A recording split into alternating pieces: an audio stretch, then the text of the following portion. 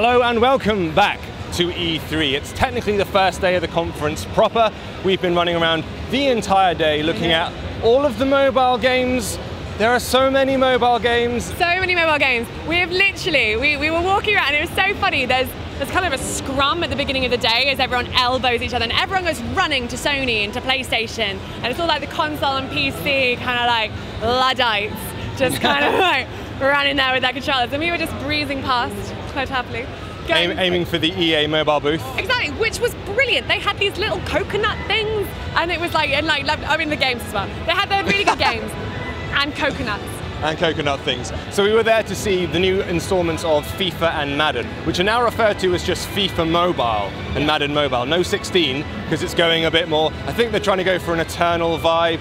I don't know what they were doing. But FIFA's changed a little bit. They've improved the entire modeling system, so they can now take assets from the console versions of the games and put them into the mobile ones. So player likenesses are a little better. Some of the animation sets have been captured directly. So it looks a little bit prettier. They've messed about with the controls. You'll see it all in the video that goes live. Everything we talk about today will have a video up and a full-on hands-on, so check it out when we cover it. Madden is very complicated. Madden's very complicated. We were chatting with a developer to make it, and there's just, I mean, as is always going to be the way with anything that's based around NFL, there's different league systems and achievements. They have this kind of game percentage score, which is like an overall, I guess in the same way if you play like Clash of Clans, and as you get better, you get put in a new league. But it's even more kind of intense, there's more visibility. You've got like a percentage score on how you... I like how your frame of reference for sports is Clash of Clans. I know, that's quite bad. That's pretty telling. But it was an interesting game, and there was an awful lot to it. And the actual game itself, the actual NFL, when you're there and you're in it, and they had these incredible 3D graphics, and as you were like running across the pitch, and he was trying to score touchdowns, and lots of different strategies. Basically, if you're into sports games, it might be worth checking out. Sure. We glanced at Minions Paradise. We've already got our hands on from that, like we said yesterday. We found our way into 505 Studios, or games, whatever it is. 505 games. And it turns out that they're bringing A Tale of Two Brothers to iPhone and iPad. We had to go with the iPad version. They've taken the twin stick controls. You're controlling one brother with each stick and solving a bunch of environmental puzzles. A very nice, very sweet game. Reviewed really strongly on a PC and that when it came out. You quite like the control system, didn't you? So I was just about to say, I played A Tale of Two Brothers on PC, and you had to, the whole idea is it's a bit like patting your head and rubbing your tummy. You have to control one brother with your left hand and one brother with your right hand, and you're solving all these puzzles. It's really tricky, and especially when you're playing it on PC, you're essentially using 6 buttons. You've got the directional arrows for one brother and then WASD for your second brother.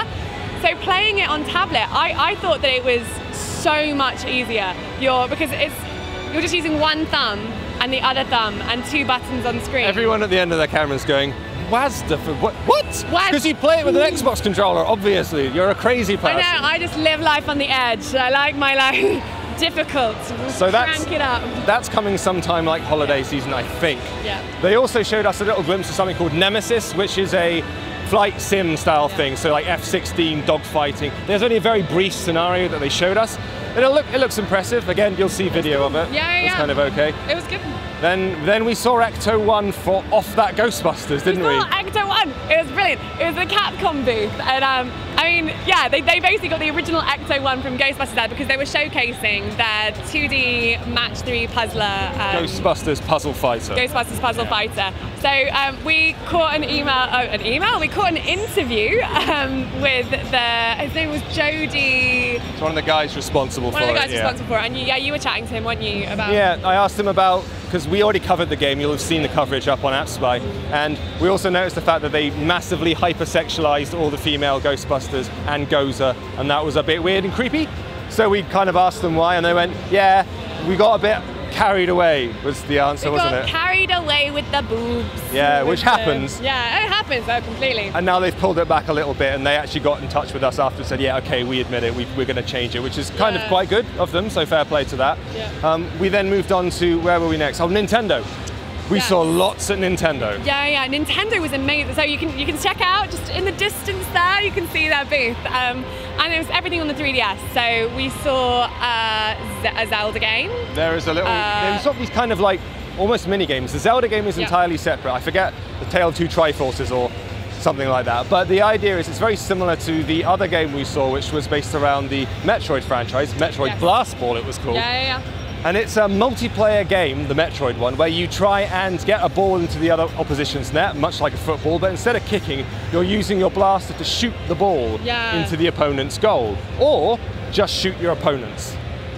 You know, if you're that way inclined. I mean, it's different strategies, and it's a lot more complicated than it sounds of simply just get ball into opponent goal with gun. There was lots of different tactics. You could basically eject your opponent from a suit if you got the different power up. You know, you have cooldown periods, you have different guns. The actual controls themselves are quite interesting because normally it's a bit like a first-person shooter. Obviously, normally with that you have left hand does the kind of movement, and then the right hand is the camera. With this, it was all done in the one little joystick on the 3DS. And they used the shoulder buttons to lock onto in a kind of Monster Hunter way if you wanted to. It was unusual, it took a little getting used to, but it actually worked quite well. I really liked it. Yeah, it's technically serving as a mini game within a larger game. Then this Link game, which we'll also show you footage of, was kind of a 3-player cooperative thing where you have to try and lob bombs at this massive spinning spiked disc thing, like a giant puck. So you have to arrange it so you all stand on each other's shoulders and lob bombs, which is kind of cute and fun.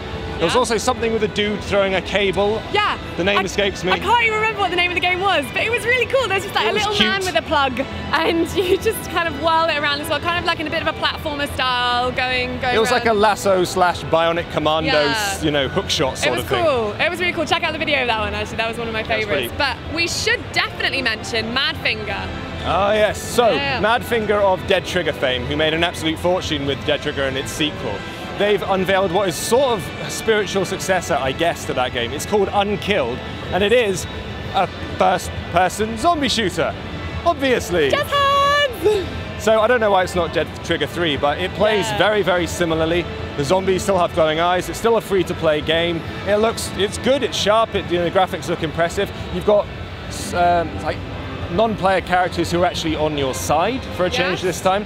So there's that difference, but again, check out the footage of it. I wasn't quite sure why they did it instead of Dead Trigger 3. That's the thing, I felt like it played very similar to, I mean, there was kind of incremental improvements upon the original, but it felt like a sequel rather than, even like the visuals and the graphics, they were improved. You had stuff like dust particles and things that you play, like sparks flying, really nice. But the actual feel of it and the overall visuals were very, very similar to Dead Trigger, and yet they've released it as a brand new IP called Unkilled. Which is I was surprised. So we'll see how that works out for them. Obviously, see the video. We wound up with Bossa Studios, looking at I Am Bread. I Am Bread. So that was great, actually. So I was catching up with Luke Williams, who he is the lead designer at Bossa. Bossa made Surgeon Simulator, of that kind of ilk. And he confirmed to us that definitely I Am Bread will be coming to mobile. Obviously, Surgeon Simulator was originally released on kind of PC console, and then they brought it to mobile separately. The same is going to be happening with I Am Bread, and I Am Bread is the prequel to Surgeon Simulator. There's a shared universe. There's a shared universe. It's like the Marvel universe. They have the surgeon just before, you don't see it, but before he scrubs up, he has some bread. Some magic toast. I mean, so it's a really interesting storyline, actually. The idea that the man who's on the operating table in Surgeon Simulator, this man owns the kitchen. The bread is like, and it is basically how he got to that table through this bread, because this bread comes to life when he's not looking, and the bread wants to be toasted. So you've got to get the bread from wherever the point in the kitchen you are over to the toaster. And obviously the man keeps coming back, and it's quite difficult to control this toast. So you're whacking wine bottles on up, destroying, smashing glasses and stuff. He comes back and he's like, my entire kitchen is ruined. I don't know why. And he goes and sees a psychologist. He thinks he's gone crazy, and he gets sectioned and stuff. And so this is how he ends up on the operating table. It's really clever, really I had cool. always wanted to know how that happened. Someone's thought way too much about bread there. But again, check out the interview with the guy, and it will be coming to like mobile platforms pretty soon. Yeah. I think that's about it. My voice is already going. We are going to be back again tomorrow with another roundup of our second day, and do check out all the videos that go live over the course of the week from this day. Thank you for watching. Do stick with us, follow, subscribe, all that jazz. See you tomorrow. Awesome. See you.